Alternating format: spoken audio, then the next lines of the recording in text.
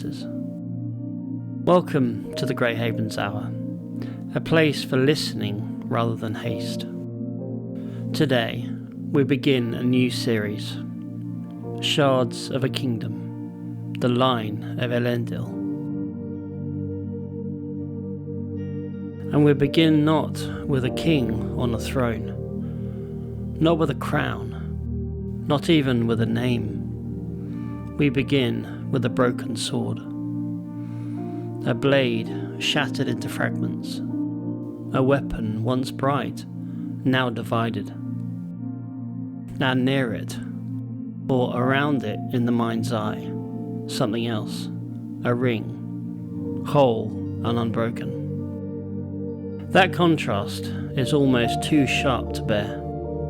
The thing that should have been destroyed remains intact. The thing that stood against darkness lies in pieces. But Tolkien's world is never content with surfaces. Before Narsil was broken, a kingdom was broken.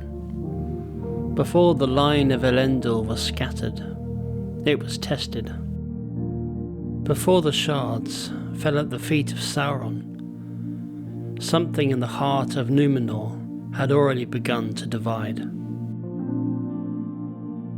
Today then, we go backward, not away from the sword, but towards its first meaning. Toward a great island kingdom lifted from the sea. Toward a civilization that received much, and slowly came to believe that what was given was owed. In this first episode, we will walk through 5 movements. The gift of Númenor, the slow fracture, the voice that lied, the faithful who remained, and the downfall that began a line in exile. This series is not only about power, it is about inheritance. So let us begin with the sea. Númenor begins, like many of Tolkien's most luminous things, as a gift. When the long war at last had ended, the Edain, those men who stood with the elves in the elder struggle against the great enemy, were given an island realm in the sea. It was not seized. It was not built upon conquest. It was bestowed. And that matters. Because the first truth of Númenor is gratitude. This was a kingdom founded not on ambition, but on grace. A land set apart. A place of beauty, learning, craftsmanship, stature, memory. A people stronger and wiser than other men, and long-lived as well. Not immortal, no, never immortal, but granted years beyond the common measure of the world. Tolkien describes Númenor in a Calabeth, with that characteristic mingling of majesty and sorrow that already hints at what is to come. The Númenorians were given not only a land, but a boundary. They might sail east, they might travel widely, they might increase in skill and renown, but they were forbidden to sail into the uttermost west, toward the undying lands. The ban of the Valar stood over them, not as cruelty, but as order. It was a reminder that there was a difference between the life of men and the life of the Eldar. A difference not meant to humiliate them, but to preserve truth. Mortality was not a punishment newly invented for men. It belonged to their nature from the beginning. It was, in Tolkien's deep theology, mysterious, even called a gift in certain contexts, though a gift darkened by fear after the fall. And here, quietly, the first seed of later sorrow appears. And so the island flourishes. The people grow in wisdom and strength. Their ships move over the sea like emblems of order. Their cities rise white and high. Their memory remains long. Their speech is noble. Their lineages are honoured. Their kings descend from Elros, brother of Elrond. And so even in their blood there is a kind of nearness to wonder. But every great corruption in Tolkien's world begins not only with evil entering from outside, but with the good becoming restless inside itself.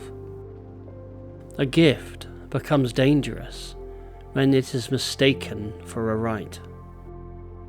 And so a question began to form beneath the surface of their lives, not just spoken aloud, but felt. What would remain when their years come to an end? Númenor did not begin in darkness. That is why its fall matters. It began in splendour. It began in favour. It began with memory. The fear of death began to deepen among the Númenorians, not because they suddenly discovered mortality, but because they began to dwell upon it differently. Their long years, once accepted as gift enough, no longer satisfied. Tolkien tells us that the Númenorians fell under the shadow. That phrase is so characteristic of him. The shadow is not merely military threat, it is spiritual dimming, a loss of proportion, a bending of the soul away from what is true and toward what is desired. Their knowledge grows, but not their wisdom. Their might increases, but not their peace. Their splendour remains visible, yet beneath it, something sour begins to harden. Death is no longer accepted as the shape of their condition. It becomes an insult, an affront, a theft. The kingdom divides. On one side are those later called the faithful, those who remember the old friendship with the Eldar, the old reverence, the old humility before the order of things.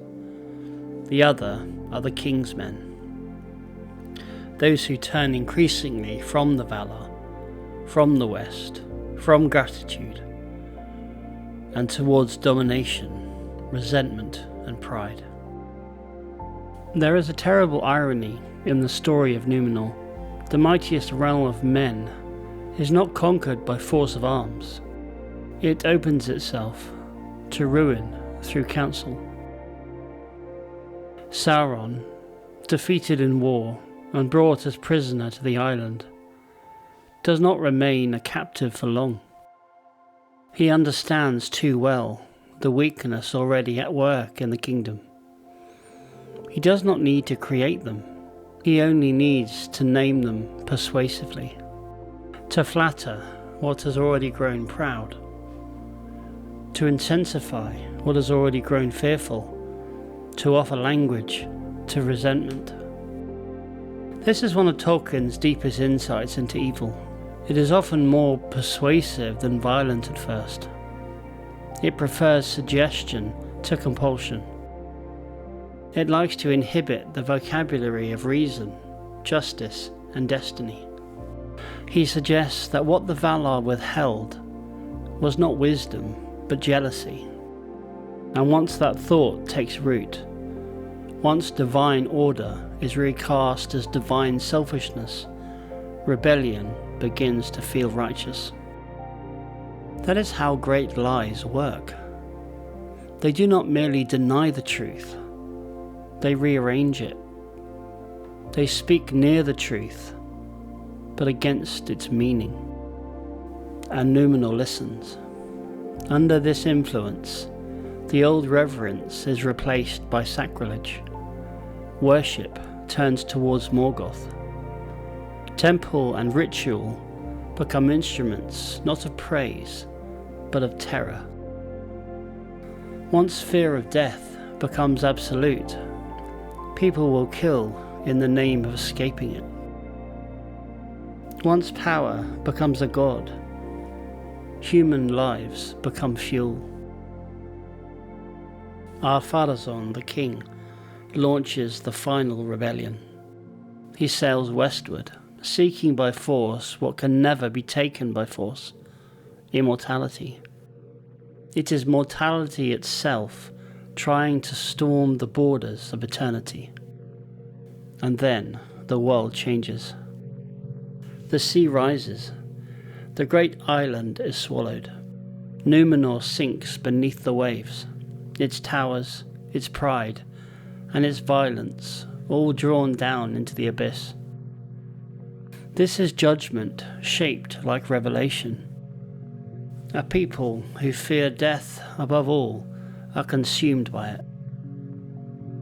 But Tolkien rarely allows darkness to become total.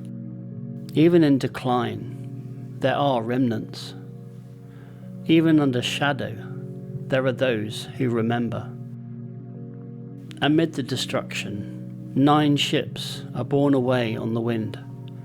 Elendil and his sons do not escape because they are stronger, but because they remained oriented toward what was true. They do not carry the kingdom intact. They carry fragments.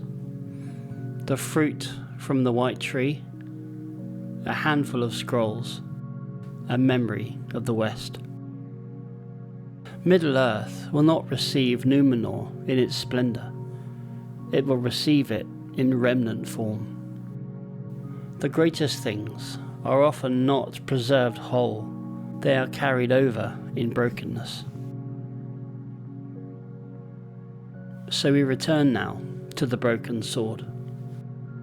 Perhaps we will see it differently now. Not yet has the blade shattered beneath Elendil's body. Not yet has the shards carried through the long, wandering years of the Rangers. We see it as a symbol of a kingdom that had already broken inward before the sea ever touched it.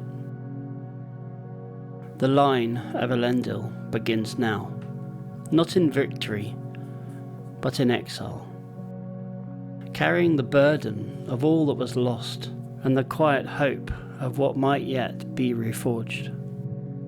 Until next time, may you have the grace to receive what is given, the wisdom to discern what is worth keeping, and the courage to carry forward what remains.